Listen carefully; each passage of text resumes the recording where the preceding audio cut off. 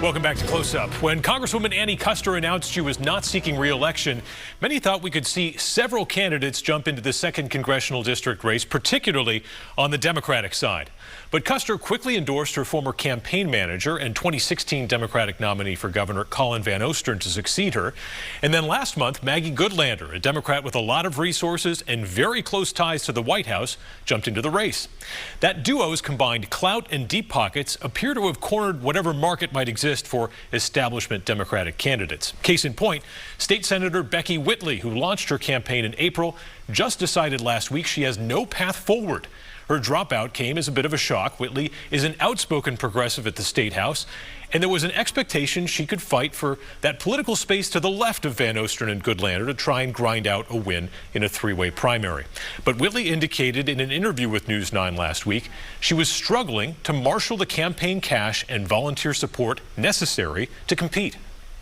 Feeling really good about it. I feel incredibly great about the race that we ran, but it's time to move on. I think I have been surprised, Adam, I got to tell you about sort of the outsized role of money and insider connections in this race. And, my work has always been so focused on improving lives, on policies to address the child care crisis, things that working families really need and our vulnerable communities need. And I think at this point, my time and my energy, I want to spend it doing that. And I also want to spend time with my family. And so it feels like the right decision, and I'm looking forward to what's next.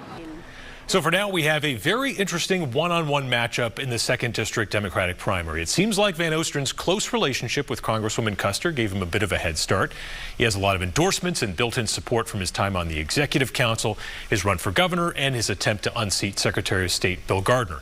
Goodlander, well, she's been in Washington and has not lived in her hometown of Nashua for quite some time, still has her own connections here as well, and she is plugged into the Democratic power structure at the federal level. And as we see from Senator Whitley's exit, she was able to outmaneuver her in that behind-the-scenes competition after only a short time in the race. Here's one last thing to consider. While Senator Whitley's exit came as a surprise to many, what might be more shocking is if the candidate filing period closes on Friday and the 2nd District, which borders Vermont and is populated by thousands and thousands of voters who backed Bernie Sanders in 2 presidential primaries, ends up without a Sanders-style, unapologetically progressive candidate to support in this race for Congress. That wraps up this edition of Close Up New Hampshire. Thanks for watching. Make sure to check out the politics page on our website and mobile app for more in-depth analysis and to sign up for our weekly newsletter.